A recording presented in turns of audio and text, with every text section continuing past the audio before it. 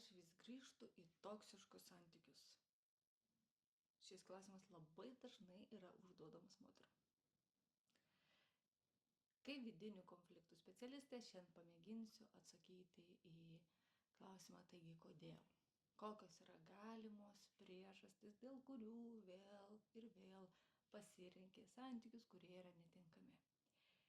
Bet kad pradėtume, reikia pirmą apibrėžti, kasgi yra toksiški santykiai. Pradėkime iš galo. Kas yra santykiai pagal mane? Kaip aš tai apibūdinčiau, jeigu aiškinčiau tai, tarkim, 5-mečiui vaikui? Pradėkime nuo to. Apibrėžimą turim. Tada aiškinkime, kas yra toksiški santykiai. Nes dabar taip populiaru ir prilipdyti tą etiketę, kad savęs pagailėtume, kad galėtume kažko tai nekeisti, nedaryti. Klausimas, kiek iš tikrųjų ten yra tie toksiški santykiai. Tai vėlgi, kad nelipdytume šiaip etiketės, išsiaiškinkime, ką reiškia toksiniai. Tai yra iš anglų kalbos kilęs žodis, kuris reiškia nuodinga, kenksminga.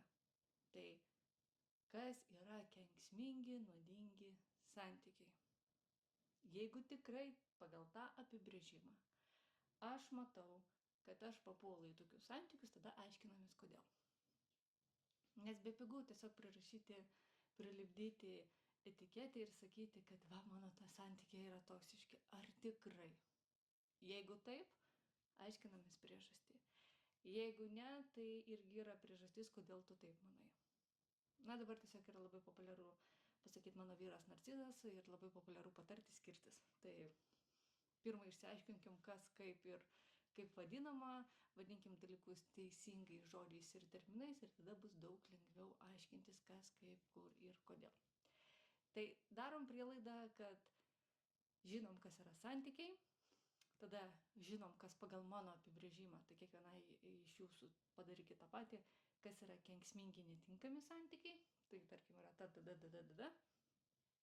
Ir tada aiškinamės, kas galimai yra priežastimi, dėl ko aš užvadžiu vėl iš pradžių į tą patį neriu. Ką reiškia į tą patį nerti? Kartais tai reiškia, kad nepaisant to, kad pakeičiu partnerį, mano santykių naratyvas, tendencija iš principo ta pati, nieko nesikeičia, ko negavau arba gavau praeituose, gaunu tą patį arba negaunu to paties naujose, arba būna, kad santykiai kaip ir netinkami su tuo žmogum, bet aš vis su juos per naujo atkuriu. Tai visi tie atvejai, kai 110 kart skiriausi ir 110 kart taikiausi, protų suvokiu, kad, ački čia nesąmonė. Bet kažkodėl vėl grįžtu prie to paties. Kaip vidinių konfliktų specialistė, mano darbas, tikslas yra padėti išsiaiškinti, kas yra tas kažkodėl. Nes jeigu užtektų tik tai proto, tai suvokus, kad tas santykis yra netinkamas, jį nutrauktume, tiek žinių, problemos nėra. Ar ne? Bet juk yra tas kažkodėl, kiekvienam jis yra individualus, kuris įtraukia vėl į tą patį. Iš patirties galiu pasakyti, kad tas kažkodėl dažniausiai yra įprotis ir įprotis pasąmoningas. Ką tai reiškia? Įprotis tai yra veiksmų, minčių arba elgsenos seka, kurią nuolatos kartojame. Čia apibrėžimas. Dabar pasąmoninis tai reiškia, kad tai nėra sąmonė, o sąmonę paprastumo dėlei galim vadinti logika. Tai reiškia, tai yra tai, ką aš logiškai nesuvokiu, bet nuolatos nuosekliai kartoju. Pavyzdžiui, pasąmoningai įpratau vyrus rinktis pagal kvapą, pagal batus, pagal jausmą, kurį man sukelia. Tai gali būti ir jaudulys, ir baimė, ir adrenalino antplūdis, dramos momentas. Kažkas iš tos pusės reiškia kažkokį tai jausmą sukuria. Gali būti netgi pagal elgseną, kad aš įpratau pasąmoningai rinktis vyrus, kurie elgiasi tam tikrų būdų. Tai gali būti tam tikros manieros, veido išraiškos, gestai arba labiau apčiuopiami kažkokie elgesio momentai. Gali būti, kad renkuosi vyrą pagal žmonės, kurie jį supa. Tai pavyzdžiui, protu kaip ir suvokiu, kad tas vyras tai ten 100 metų.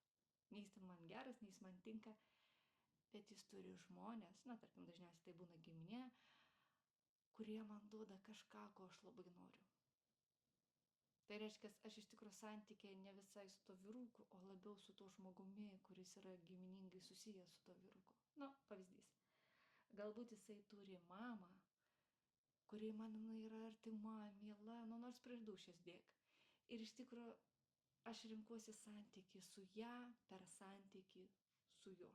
Pasąmoniniai įpročiai tai reiškia, kad mes renkamės tuos dalykus, kurie mums yra pažįstami iš anksčiau. Mūsų loginis protas jau būna jų tiesiog nebeužfiksuoja. Dėl to ir sakom, kad glūdi pasąmonėje kažkur giliai, stalčiuke, komodai, spintelėje, po užraktų padėta. Kodėlgi svarbu išsiaiškinti? Jei neišsiaiškini, tai tikėtina, kad kartosi tą patį per tą patį ir niekas nesikeis. Nes galioja viena tokia taisyklė, negali pakeisti to, ko nežinai, tad svarbu yra sužinoti. Tai jeigu, tarkim, renkiesi vyrą pagal batus, tai jau žinodama, kad turi tokį įprotį rinktis pagal tam tikro tipo batus, jau gali sąmoningai nuspręsti pagal batus nebesirinkti. Nes kaip tai atrodo? Kol nežinai, kad renkiesi, tarkim, pagal batus, tu ateini į kompaniją žmonių ir ten yra vyrukų, vienokių, kitokių. Ir štai sėdi galbūt labai geras, labai patikimas, lojalus, visoks koks super, bet jis su tokiais batais, kurie Tau užtenka milisekundės, tu žvilgteli į batus ir sakai, o dievulėlių, ir brokuoji. Tau tas žmogus tampa nematomu. Ir štai sėdi koks nors kitas žmogus, kur balembiški, pažįstami batai. Tau suveikia pažįstamumo jausmas, tu esi įpratusi rinktis tai, kas tau yra pažįstama ir žiūrėk, štai šitas žmogus tau yra ne tik matomas, bet tu jį ir girdi, tau jis yra įdomus. Pagyvenus kurį laiką tu matai, kad, balembiškai niekaip nesuprantu, vis išsirinku vyrukus, atrodo patrauklus, įdomus, matomi, viską, bet todėl, kad pasąmoningai kažkuria prasme rinkaisi ne pagal tos parametrus, pagal kuriuos turėjai. Mes žmonės įprantame rinktis dalykus, kurie mums yra pažįstami. O pažįstami dalykai tai yra tie, kuriuose mes augom, brendom ir formavomės pirmus 18 metų. Tai kaip sakoma, ta intimi aplinka. Ir jei toj intimioj aplinkoje mes matėm kažkokį vieną pavyzdį, tai tas pavyzdys ir tampa mūsų šablonu ateityje, jeigu vėliau su tuo, tarkim, nepradirbam. Ar tai yra nuosprendis? Tikrai ne, galima tą šabloną keisti, bet reikia iš tiesų padirbėti. Dažniausiai žmogus nustemba supratęs, kad eina savo, aš pasirodo renkuosi žmogų pagal tam tikrą kriterijų, sakykime, savybę, būdo, bruožą, veiksmą arba jausmą, kurį man sukelia. Net jeigu tai man netinka. Būna atvejų, tai reikia nepamiršti, kad tie toksiniai santykiai, kuriuos mes taip apibrėžiam ir kaltinam antrą pusę, paaiškėja, kad tas toksiškumas ir kenksmingumas ateina net ne iš antros pusės, ateina būtent iš mūsų. Nes mes pasąmoningai pripratę rinktis, pavyzdžiui, pamatyti tik tai, kas yra blogai, kabinėtis prie dalykų, arba, tarkim, laukti, kol mūsų partneris už mus kažką padarys. Nors tada sako, manęs nemyli, nes už mane nedaro, man neatneša, neteikia, nesuteikia, to nukauto bizono nepartempė, o paaiškėja, kad iš tikrųjų problema yra visiškai tavyje. Dabar svarbu. Nereiškia, kad jeigu esi toksiškose santykiuose, problema yra tik tais tavyje. Bet retai būna, kad tik tais ir tame partneryje. Tai yra dvipusis toks žaidimas. Mes įprantame pasirinkti kitą žmogų pagal tam tikrus kriterijus. Ne visi kriterijai yra sąmoningi. Nemažai jų yra pasąmoniniai. Iš čia ir ateina juokas. Na, kad jeigu tu renkiesi partnerį, jisai bus panašus į tavo tėtį, o jeigu tu renkiesi partnerį, jinai bus panašiai į tavo mamą. Nereiškia išoriškai, nereiškia, kad būtinai charakteriu, bet kažkokiu pasąmoniniu aspektu gali būti panašumas. Na, pavyzdžiui, tėtis gali būti pernelyg kontroliuojantis, vyras gali būti pernelyg pasyvus, bet tarp jų panašumas bus tas, kad abu yra emociškai neprieinami, nepasiekimi.